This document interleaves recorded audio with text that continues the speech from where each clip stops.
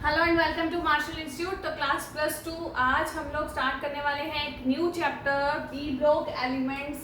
But उस chapter को start करने से पहले मैं सब स्टूडेंट्स को ये कहना चाहती हूँ कि प्लीज़ आप इस चैप्टर को देखने से पहले, इसकी वीडियोस को सुनने से देखने से पहले +1 का जो थर्ड चैप्टर है क्लासिफिकेशन ऑफ पीरियोडिक एलिमेंट्स, जो कि YouTube पे अलग से प्लेलिस्ट उसकी बनी हुई है सारी वीडियोस की, वो अच्छे से देख लो सो दैट इसमें जितनी भी ये टर्म्स आपको दिख रही हैं सामने लिखी हुई है सारी की सारी टर्म्स अच्छे से क्लियर हो जाएं और आपको ये चैप्टर समझने में बहुत ही ईज हो जाए। तो मैं नहीं चाहती कि तुम लोग को ये चैप्टर में थोड़ी बहुत भी कंफ्यूजन रहे, तो बस आई एम रिक्वेस्टिंग यू कि आप पहले वो प्लेलिस्ट +1 की थर्ड चैप्टर की अच्छे से देख लो। तो चलिए आज हम लोग स्टार्ट करते हैं पी ब्लॉक एलिमेंट्स के लिए डिस्कशन हम लोग करेंगे। सबसे पहले पीरियोडिक टेबल के रिगार्डिंग। तो पीरियोडिक टेबल आपको कुछ ऐसे का नज़र आता है जिसमें आपके पास टोटल 18 ग्रुप्स होते हैं, 7 पीरियड्स होते हैं, एक अलग से ब्लॉक यहाँ पे मैंने जो शो करा हुआ है जिसमें हमारे पास एलिमेंट्स जो वो एलिमेंट्स हैं जो ऊपर एलिमेंट्स की प्रॉपर्टीज़ के साथ उनकी प्रॉपर्टीज़ मैच नहीं करती, जिसके कारण उसको अलग से एक घर दिया हुआ है, जिसमें हमारे पास फर्स्ट 2 ग्रुप्स जो हैं वो एस ब्लॉक में आते हैं। थर्ड से 12th ग्रुप जितने भी हैं 3, 4, 5, 6 एंड सो ऑन 12 तक, वो सारे के सारे ग्रुप्स में जितने भी एलिमेंट्स उनको ट्रांजिशन एलिमेंट्स कहते हैं, जो कि डी ब्लॉक में हमने उनको रखा हुआ है। फिर हमारा 13 से लेके 18 ग्रुप में जितने भी एलिमेंट्स आते हैं वो पी ब्लॉक के अंडर आते हैं और उनको हम लोग उनके फर्स्ट एलिमेंट्स जो पड़े हुए हैं उनके ग्रुप में उनके नेम से जानते हैं, जैसे कि boron family, carbon family, nitrogen, oxygen, fluorine, neon. जिसमें आपको पता है और मैं फिर से बता रही हूँ कि जो फ्लोरीन फैमिली है इसको हम हेलोजेंस भी बोलते हैं, जो ऑक्सीजन फैमिली है इनको हम अलग से चैक्लोजेंस भी बोलते हैं।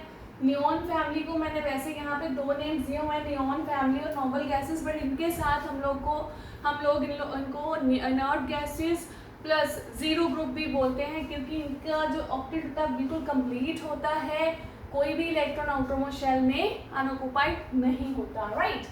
तो इसके बाद जो नीचे ब्लॉक है इनको एफ ब्लॉक के अंदर रखा गया है, SPDF। इनको इसलिए बोलते हैं क्योंकि इनका जो लास्ट इलेक्ट्रॉन है, जब भी इनके एलिमेंट्स की आप इलेक्ट्रॉनिक कन्फिगरेशन करोगे, लास्ट इलेक्ट्रॉन जो है वो एस ब्लॉक के अंदर देखोगे तो वो एस में ही आएगा। लाइक अगर बात करें 1s की, जैसे 2s सब शेल्स की बात करते हैं, तो इलेक्ट्रॉन जो है वो लास्ट या तो 1s में आएगा या 2s में या 3s में या 4s में। तो इसकी ही वजह से इनको अलग से एस ब्लॉक नेम दिया गया है। आज हम लोग डिस्कस करेंगे पी ब्लॉक में, और वो भी 15th ग्रुप के बारे में, क्योंकि जो 13 और 14 ग्रुप हैं ये आपको +1 में करवा दिए जाते हैं। अब नाइट्रोजन फैमिली जो है आपकी पी ब्लॉक में फर्स्ट जो आज हम लोगों ने डिस्कस करनी है, उसके लिए देख लें कि सबसे पहले 3 ग्रुप में एलिमेंट्स जो आपके आते हैं nitrogen, phosphorus, arsenic, antimony and bismuth, जिसके आपको सिंबल्स एज इट इज याद होने चाहिए। इनकी जो जनरल कन्फिग्रेशन रहती है वो रहती है NS2NP3। NS2NP3 मतलब कि हमारे पास N 2 से 6 तक जाएगा, like 2s2, 3s2, 4s2, 5s2 and 6s2। Similarly अगर P की बात करेंगे तो NP में मतलब 2p, फिर 3p, 4p, 5p, 6p, तो ऐसे करके S और P की हमारी कन्फिगरेशन बढ़ती जाएगी जैसे जैसे हम लोग नाइट्रोजन से बिस्मथ की तरफ बढ़ते जाएंगे। अब ये जो आपको सीरीज एक ग्रुप नजर आ रहा है 15 ग्रुप, जिसमें नाइट्रोजन और फॉस्फोरस जो है ये दोनों नॉन मेटेलिक कैरेक्टर शो करते हैं। आर्सेनिक और एंटीमनी जो है वो मेटेलॉइड के कैरेक्टर में आते हैं, और जो बिस्मथ बचता है हमारा ये एक्ट करता है as a metal. Metal, non metal and metalloids you know very well कि अगर तो हमारे पास कोई एलिमेंट इलेक्ट्रॉन लूज कर रहा है तो इलेक्ट्रॉन लूज करके वो पॉजिटिव चार्ज एक्वायर करता है, जिसकी वजह से हम उनको मेटल्स की कैटेगरी में रखते हैं।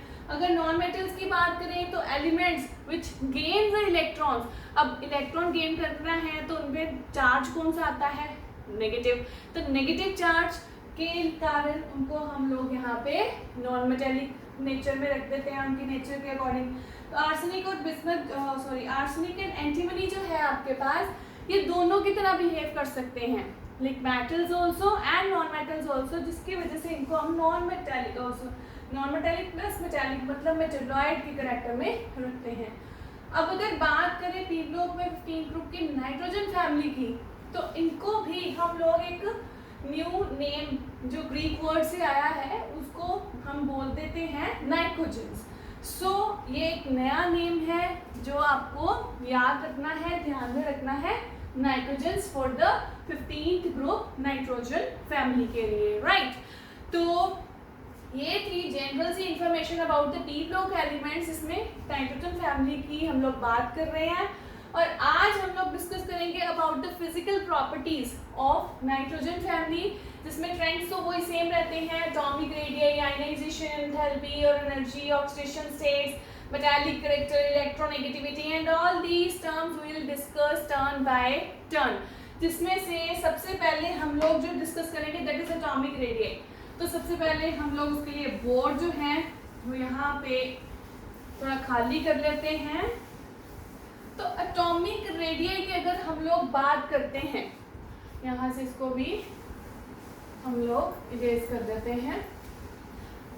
तो सबसे पहले अगर हम लोग बात करें एटॉमिक रेडियस की, तो एटॉमिक रेडियस आपको क्या पता है एटॉमिक रेडियस के बारे में? यस, एटॉमिक रेडियस मतलब रेडियस ऑफ एन एटम। तो जैसे जैसे आप लोग टॉप टू बॉटम जाते हो पीरियोडिक टेबल में, तो क्या होता है, due to the increase in the atomic number of shells बढ़ते हैं। अब नंबर ऑफ शेल्स बढ़ने के कारण क्या होता है, आपका जो रेडियस है एटम का वो इंक्रीज होता जाता है। तो सिमिलरली हम लोग यहाँ पे बात करेंगे एटॉमिक रेडियस की इन 15th ग्रुप एलिमेंट। तो जैसे जैसे हम लोग पीरियोडिक टेबल में इन पीरियोडिक टेबल अगर हम लोग बात करें टॉप टू बॉटम की, मतलब नाइट्रोजन से बिस्मथ की तरफ, तो हमारे पास due to the increase in the number of shells and atomic number, top to bottom के केस में एटॉमिक रेडियस जो होता है वो इंक्रीज होता है, right. Atomic radius increases. But अगर वहीं पे बात करें लेफ्ट टू राइट की, तो लेफ्ट टू राइट के केस में जो एटॉमिक रेडियस है वो आपका डिक्रीज होता है। वो क्यों? क्योंकि आपको पता है टॉप टू बॉटम हमेशा नंबर ऑफ शेल्स इंक्रीज होते हैं, बट लेफ्ट टू राइट जब भी बात करें नंबर ऑफ इलेक्ट्रॉन्स इंक्रीज होते हैं, but the shell remains same. अब ध्यान से सुनो कि अगर शेल सेम है बट इलेक्ट्रॉन्स का नंबर इंक्रीज हो रहा है तो क्या होगा? ऑफ कोर्स इलेक्ट्रॉन्स की जो नंबर है वो बढ़ रहा है, जिसके कारण नेगेटिव चार्ज जो है वो न्यूक्लियस के बाहर जो है वो इंक्रीज हो रहा है, और इसकी वजह से न्यूक्लियस फोर्स ऑफ अट्रैक्शन ज़्यादा लगाएगा इलेक्ट्रॉन्स को अपनी तरफ अट्रैक्ट करने के लिए, जिसकी वजह से साइज छोटा हो जाएगा, राइट। और अगर इसको हम कंपेयर करें 15th ग्रुप को, यहाँ पे मैं लिख देती हूँ, अगर ये 15th ग्रुप को कंपेयर करें 14th ग्रुप के साथ, तो 15th ग्रुप का एटॉमिक रेडियस जो है वो कम होता है as compare to 14th group. वही रीज़न जो मैंने अभी अभी बताया था कि 15th ग्रुप की तरफ बढ़ना शुरू करोगे 14 से, तो एक इलेक्ट्रॉन बढ़ गया, इलेक्ट्रॉन बढ़ने से न्यूक्लियर पुल जो है, मतलब कि जो न्यूक्लियस की फोर्स ऑफ अट्रैक्शन थी वो इंक्रीज हो गई, जिसकी वजह से उसने ज़्यादा फोर्सफुली अट्रैक्ट किया इलेक्ट्रॉन्स को अपनी तरफ, और साइज जो है वो छोटा हो गया, राइट। तो इन दोनों को भी हम लोग कंपेयर कर सकते हैं। तो ये थी हमारी बात about the atomic radius in the case of nitrogen family. तो चलिए नेक्स्ट टर्म डिस्कस करते हैं, दैट इज आयनाइजेशन एनर्जी। अब आयनाइजेशन एनर्जी जो होती है वो क्या होती है, सबको पता है, वैसे याद कर लो जरा। आयनाइजेशन एनर्जी को आयनाइजेशन एंथैल्पी, आयनाइजेशन पोटेंशियल भी बोल देते हैं। आयनाइजेशन एनर्जी क्या थी, याद आया आपको? कि वो एनर्जी जो चाहिए होती है लास्ट शेल में से जो इलेक्ट्रॉन है उसको बाहर निकालने के लिए। मतलब कि हमारे पास कोई भी एलिमेंट है, उसका लास्ट इलेक्ट्रॉन जो है आउटरमोस्ट शेल में से लास्ट इलेक्ट्रॉन जो निकालना है उसको निकालने के लिए जितनी भी एनर्जी चाहिए होती है उसको बोलते हैं आयनाइजेशन एनर्जी। अब ध्यान दो कि जैसे जैसे मैंने अभी बोला कि जैसे जैसे टॉप टू बॉटम जाते जाएंगे नंबर ऑफ शेल्स इंक्रीज होते हैं। तो नंबर ऑफ शेल्स इंक्रीज मतलब कि एटॉमिक रेडियस या distance of the outermost shell or the electron in the outermost shell from the nucleus वो बढ़ता जाएगा जैसे जैसे टॉप टू बॉटम जाएंगे। डिस्टेंस बढ़ने से न्यूक्लियर की पुल जो है वो कम हो जाएगी, और कम होने का मतलब कि हमारे पास फोर्स ऑफ अट्रैक्शन उतनी ज़्यादा स्ट्रॉन्ग नहीं रही इलेक्ट्रॉन्स के ऊपर, तो इलेक्ट्रॉन्स को ईजिली हम लोग निकाल सकते हैं लास्ट शेल में से। इसका मतलब कि अगर आयनाइजेशन एनर्जी की बात करेंगे टॉप टू बॉटम के केस में, तो आयनाइजेशन एनर्जी क्या होगी? Decrease, right. और अगर यही बात हम लोग करेंगे लेफ्ट टू राइट के केस में, तो लेफ्ट टू राइट के केस में आयनाइजेशन एनर्जी ऑफ कोर्स क्या होगी? Increase. Reason again the same, क्योंकि हमारे पास नंबर ऑफ शेल्स नहीं बढ़ रहे हैं बल्कि नंबर ऑफ इलेक्ट्रॉन्स बढ़ते हैं लेफ्ट टू राइट के केस में, जिसकी वजह से न्यूक्लियर पुल ज़्यादा है। अब न्यूक्लियर पुल ज़्यादा है भाई, फोर्स ऑफ अट्रैक्शन न्यूक्लियस की ज़्यादा है, तो लास्ट शेल भी न्यूक्लियस के पास रहेगा, जिसकी वजह से लास्ट शेल में से इलेक्ट्रॉन को निकालना मुश्किल होगा और एनर्जी ज़्यादा चाहिए होगी, राइट। तो ये था हमारा कॉन्सेप्ट ऑफ आयनाइजेशन एनर्जी का इन the case of nitrogen family. So let's discuss the next point, और नेक्स्ट पॉइंट जो है हमारा है ऑक्सीडेशन स्टेट्स। अब ऑक्सीडेशन स्टेट बहुत ही इंपॉर्टेंट टॉपिक है। ऑक्सीडेशन स्टेट में मैं आपको बता दूं कि सबसे पहले अगर हम लोग बात करते हैं नाइट्रोजन की, यहाँ पे तो यहाँ पे हम लोग लिख देते हैं नाइट्रोजन है, नाइट्रोजन, और नाइट्रोजन के बाद में यहाँ पे पूरे लिख देती हूँ।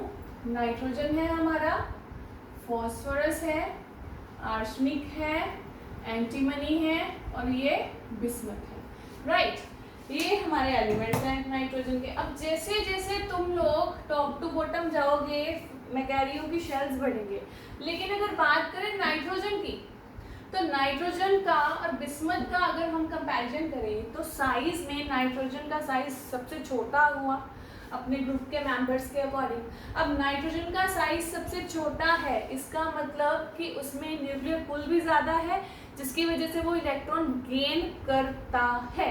मतलब कि अगर हम देखें ध्यान से तो इलेक्ट्रॉनिक कन्फिग्रेशन जो थी, अगर नाइट्रोजन की देखें एटॉमिक नंबर 7, तो 1s2, 2s2, 2p3, तो ये जो 2p3 है, otherwise it is very stable state, क्योंकि अगर हमारे पास half filled, completely half filled हो या फिर फुली फिल्ड हो कम्प्लीटली, तो वो स्टेबल स्टेट मानी जाती है। लेकिन अगर इसको p3 से p6 होना है, तो मतलब ये क्या करेगा? 3 इलेक्ट्रॉन्स गेन करेगा। अब 3 इलेक्ट्रॉन गेन तभी कर सकता है जब न्यूक्लियर पुल बहुत ज़्यादा स्ट्रॉन्ग हो, और वह तभी स्ट्रॉन्ग होगी जब साइज छोटा होगा। और वही तो हम लोग डिस्कस कर रहे हैं फर्स्ट ग्रुप में अगर देखें तो, इधर फर्स्ट मेंबर में अगर देखें तो हमारे पास होता क्या है कि यहाँ पे ये जो एलिमेंट्स हैं ये इलेक्ट्रॉन्स गेन करना शुरू कर देते हैं। अब गेन करेंगे, जैसे नाइट्रोजन ही अगर वो गेन करेगा तो उसके ऊपर कौन सा चार्ज आएगा? नेगेटिव। कितने इलेक्ट्रॉन गेन कर रहा है? 3। किसके लिए? अपना ऑक्टेट कंप्लीट करने के लिए, जिसकी वजह से ऑक्सीडेशन स्टेट जो है वो -3 चली जाती है और वो बहुत स्टेबल होती है। बट जैसे जैसे हम लोग बॉटम की तरफ बढ़ते हैं, ये जो नेगेटिव ऑक्सीडेशन स्टेट है ये पॉजिटिव में कन्वर्ट होनी शुरू हो जाती है। अब वो क्यों? पॉजिटिव में भी हमारे पास 2 आती हैं ऑक्सीडेशन स्टेट, एक +3 और +5। अब टॉप टू बॉटम हमारे पास न्यूक्लियर फोर्स उतनी ज़्यादा पावरफुल अट्रैक्टिव नहीं रहती जितनी कि नाइट्रोजन के केस में थी, जिसकी वजह से अब वो क्या करेंगे, ये लास्ट में जो 3 इलेक्ट्रॉन्स है ना, वो गेन करने के बदले लूज करके अपना बाकी का जो पिछले शेल्स हैं उनमें ऑक्टेट्स कंप्लीट करके खुद को स्टेबल करने की कोशिश करते हैं, जिसकी वजह से वो लूज करते हैं इलेक्ट्रॉन्स और पॉजिटिव में चली जाती है ऑक्सीडेशन स्टेट, राइट। अब उसमें भी अगर देखें तो हमारे पास यहाँ पे +3 ऑक्सीडेशन स्टेट ज़्यादा बनती है एज कम्पेयर टू +5। क्यों?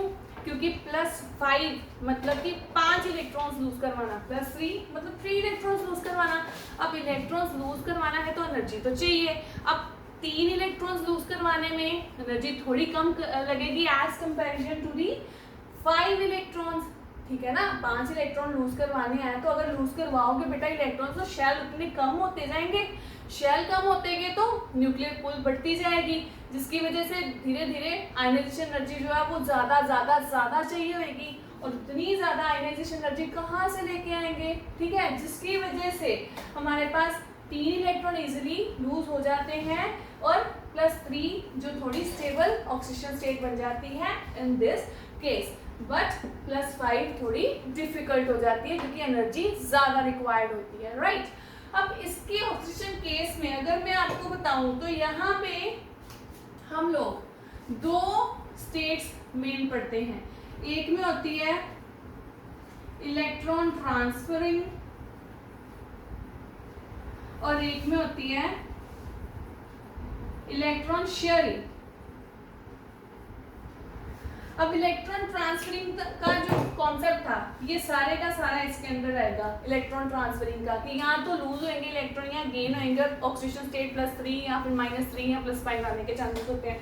बट अगर इलेक्ट्रॉन शेयरिंग की बात करें तो इनको सिर्फ लास्ट अपना ऑब्जेक्ट कंप्लीट करने के लिए 3 इलेक्ट्रॉन्स ही चाहिए। अब 3 इलेक्ट्रॉन्स चाहिए उसका मतलब हमारे पास ये क्या करते हैं, एलिमेंट से शेयरिंग कर लेते हैं, वो एलिमेंट से जो 3 इलेक्ट्रॉन इनके साथ शेयर कर ले। जिसमें से सबसे बेस्ट एग्जांपल जो होती है हाइड्रोजन की, मतलब ये हाइड्राइड्स बना लेते हैं। जैसे अगर बात करें नाइट्रोजन की तो NH3 हो गया, फॉस्फोरस की तो PH3 हो गया, ठीक है, फिर AsH3, तो ऐसे करके आपके इलेक्ट्रॉन जो है शेयरिंग में चले जाते हैं, राइट। तो इसमें क्या है कि सबसे ज़्यादा जो मेन एक चीज़ है छोटी सी, वो मैं आपको बताने जा रही हूँ, that is inert pair effect. कि यहाँ पे ये जो ट्रांसफरिंग के चक्कर में +3 ऑक्सीजन स्टेट जो मैंने आपको बताई कि वो ज़्यादा स्टेबल होती है एज कम्पेयर टू +5, इसमें इनर्ट पेयर का इफेक्ट, इनर्ट पेयर इफेक्ट का हाथ होता है बहुत बड़ा।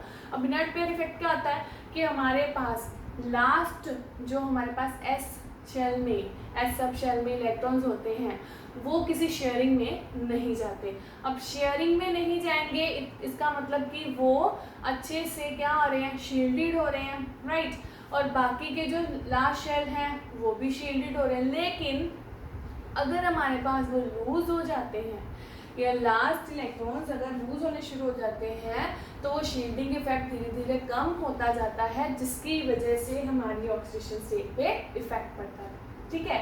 अब ये है सारा ऑक्सीडेशन स्टेट्स का चक्कर इन the case of nitrogen family, ठीक है। अभी हम लोग डिस्कस कर लेते हैं अपना नेक्स्ट पॉइंट जो है हमारा मेटैलिक कैरेक्टर का। अब मेटैलिक कैरेक्टर जो है वो आपके लिए बहुत ही इजी जाने वाला है क्योंकि मैंने ऑलमोस्ट ये आपको अभी समझा दिया है। मेटैलिक कैरेक्टर मतलब अब हम लोग इसमें बात करने वाले हैं मेटल्स की। तो मेटल्स मैंने अभी बताया कौन होते हैं, मेटल्स वो एलिमेंट्स होते हैं जो क्या करते हैं, विच लूजेस इलेक्ट्रॉन्स, और इलेक्ट्रॉन्स लूज करके अपने ऊपर क्या एक्वायर करते हैं, एक्वायर पॉजिटिव चार्ज। अब पॉजिटिव चार्ज तभी आएगा जब इलेक्ट्रॉन्स लूज होंगे। अब इलेक्ट्रॉन्स तभी लूज होंगे जब न्यूक्लियर वूल कम होगी। न्यूक्लियर वूल कब कम होती है, जब हम टॉप टू बॉटम की बात करते हैं। मतलब मेटैलिक कैरेक्टर जो है वो top to bottom 15th group की बात कर रही हूँ।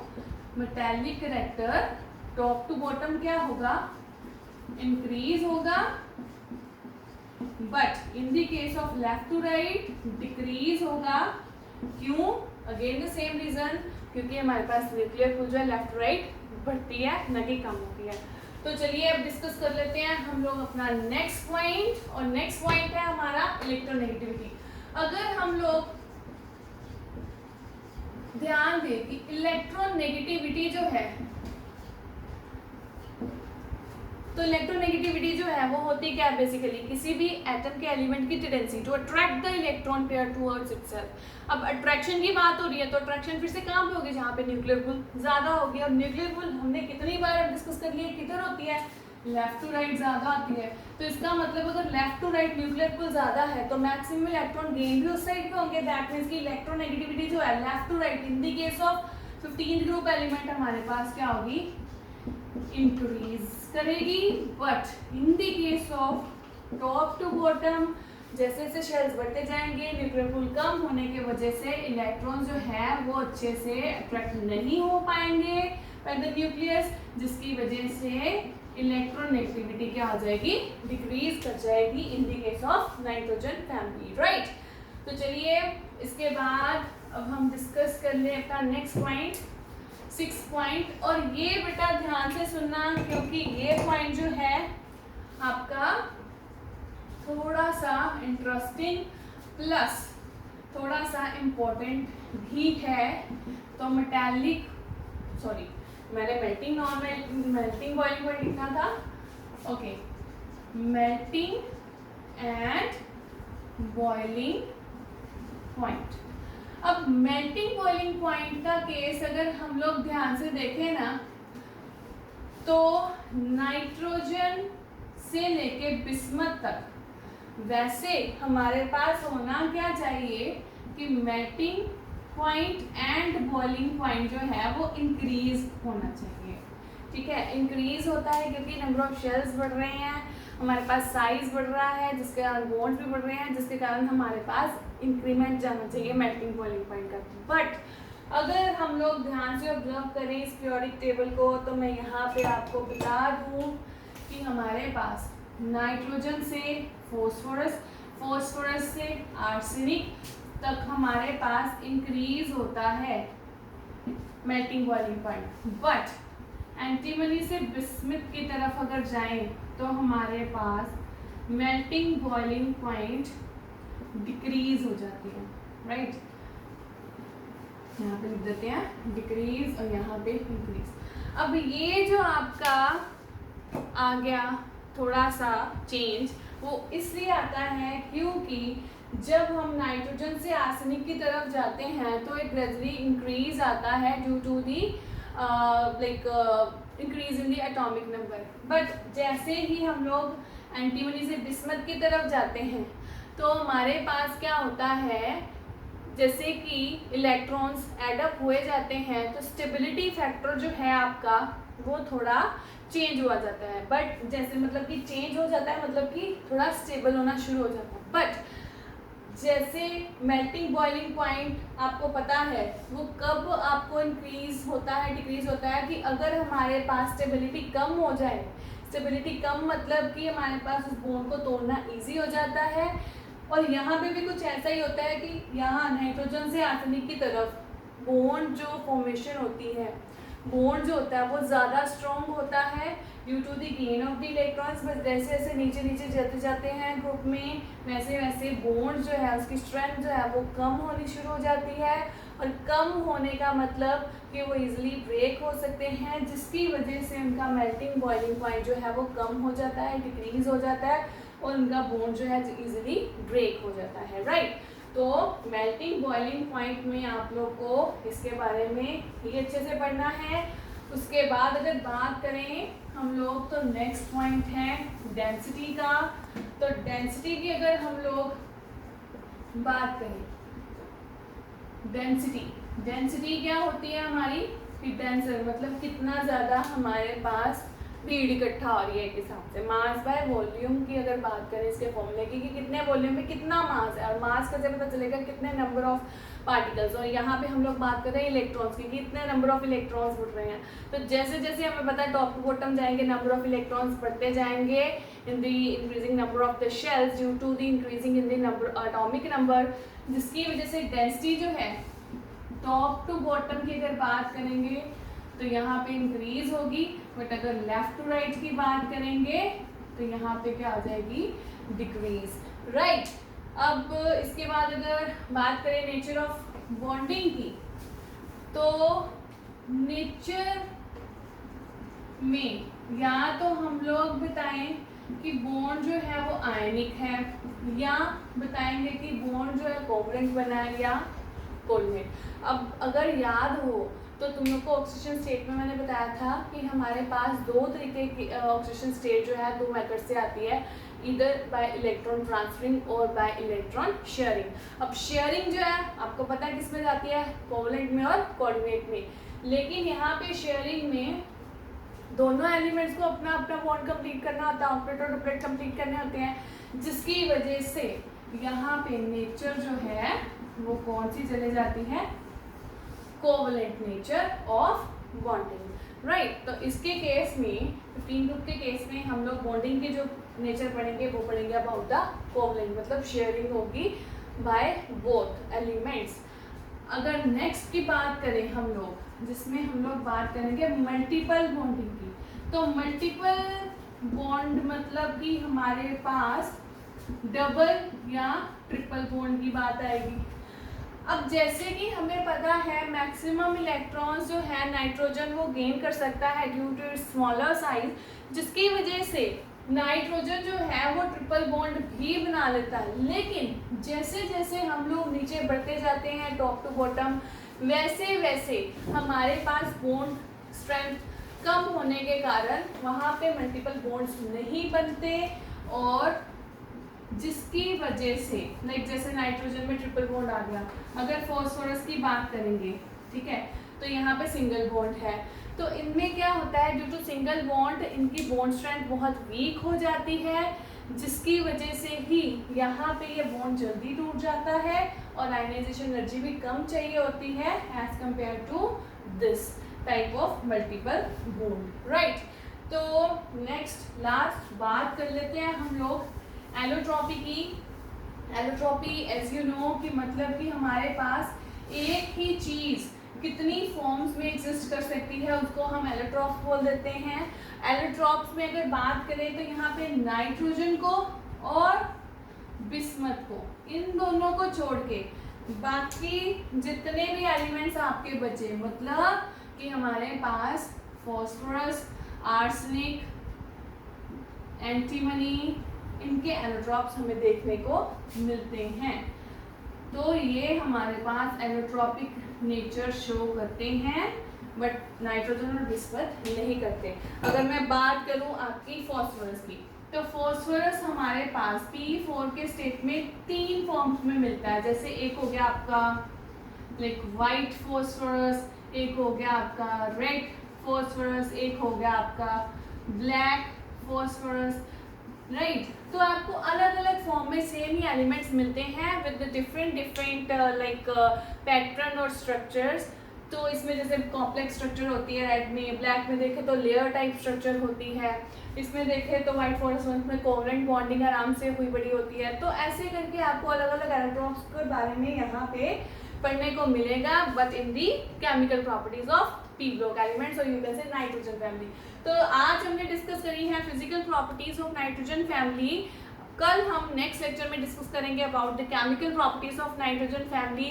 बट उससे पहले मैं याद करवा दूँ आपको फिर से एक बार कि आपको अच्छे से +1 की 3rd चैप्टर की वीडियोस देख लेनी है यूट्यूब पे प्लेलिस्ट में जाके, सो दैट ये सारा कॉन्सेप्ट आपको अच्छे से समझ लग जाए। And be safe and be at home. Thank you very much.